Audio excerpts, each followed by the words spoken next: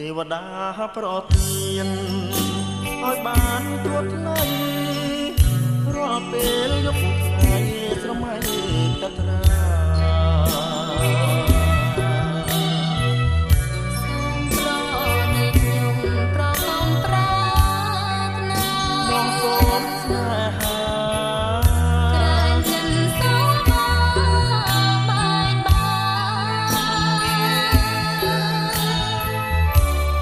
ភាព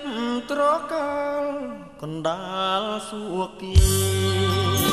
មួយជាសាងសីរៀមស្មុំនឹងស្រីអត់បីកាយប្រាដូចជាបំណងដែលអូនប៉ងដល់យើងរួមរួមស្នេហ៍អូនព្រួយកាតាមិនស្មងរឿងអ្វីហេតុអ្វី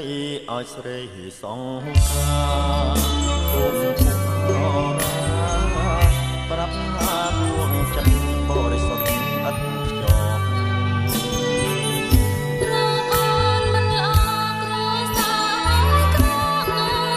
ជាងប្រង